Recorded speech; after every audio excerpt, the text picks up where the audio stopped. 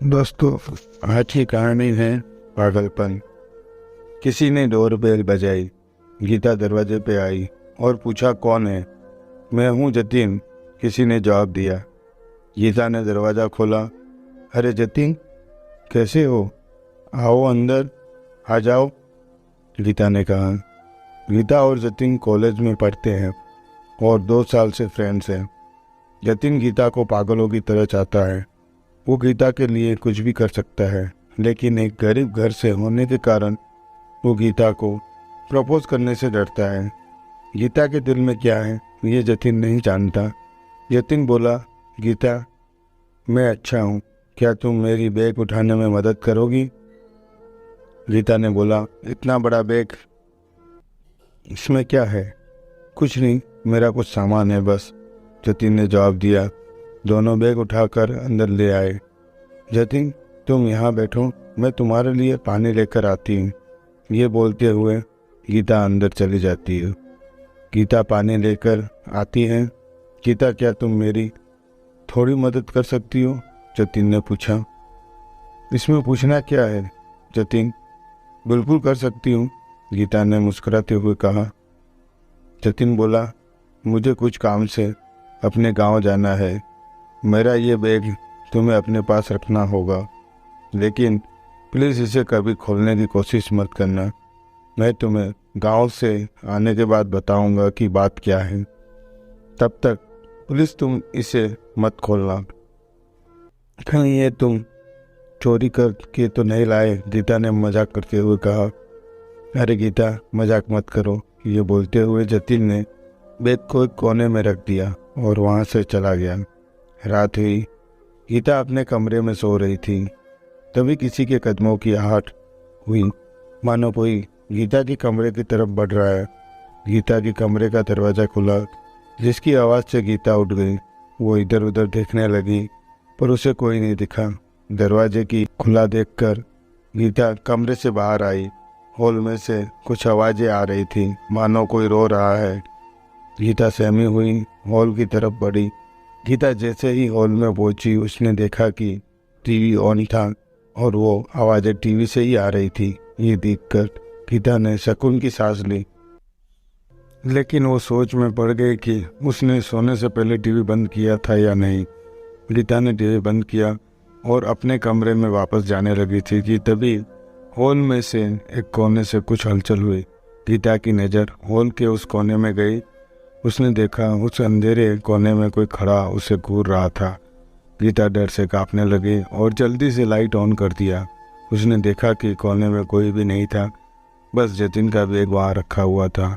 ये देख गीता को अचंभा हुआ। उसको जतिन के उस बैग पर शक था। वो बैग खोलकर देखने के लिए आगे बढ़ी, लेकिन उसे जतिन की बात याद आ गई, इस बैग को कभी मत खोलना। गीता को जतिन पर शक हुआ।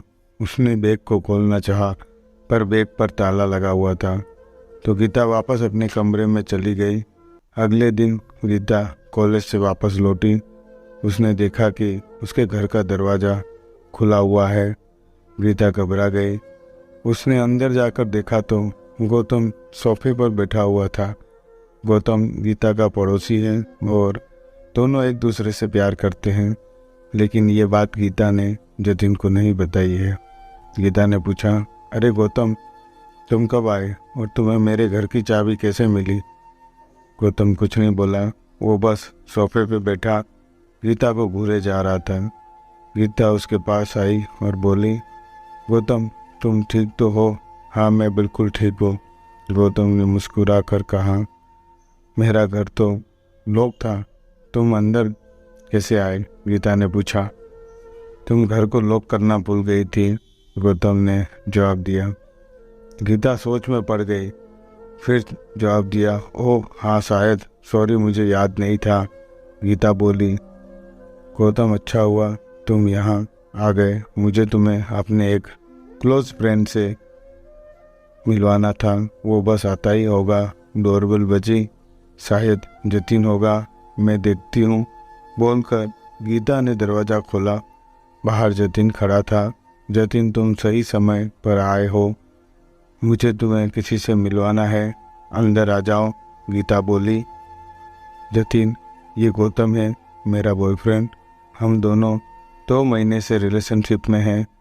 मैं ये बात तुम्हें बताना चाहती थी लेकिन कभी मौका ही नहीं मिला। जतिन ने जैसे ही गौतम को देखा वो घबरा गया और डर के मारे कांपने लगा। क्या हुआ जतिन? ये मेरा बॉयफ्रेंड है गौतम। जतिन ने कोई जवाब नहीं दिया। वह बस चुपचाप खड़ा रहा जैसे उसे सांप सूंघ गया हो। बोलो जतिन, क्या हुआ? गौतम ने हंसते हुए कहा। ये नहीं हो सकता, तुम तो मर चुके हो। जतिन ने गौतम से कहा। ये तुम क्या बोलने जा रहे हो? जतिन, गीता बोली। हाँ गीता, मैं सच कह रहा हूँ। मैं तुम्हें सब कुछ बताना चाहता हूँ। जतिन बोला।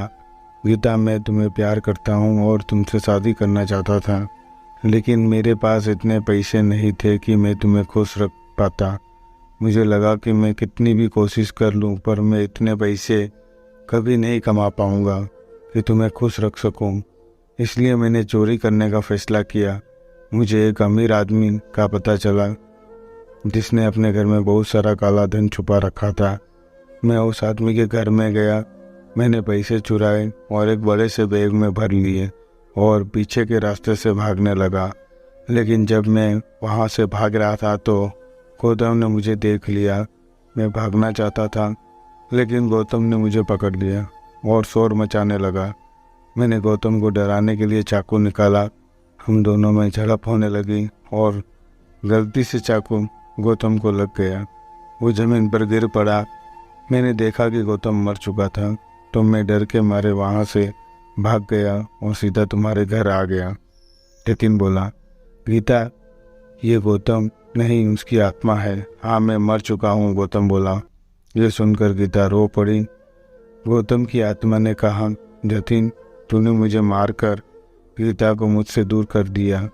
गीता मेरी नहीं हो सकी, अब मैं तुझे भी उससे दूर कर दूंगा। देखते ही देखते जतिन जमीन पर गिर पड़ा। उसकी मौत हो गई।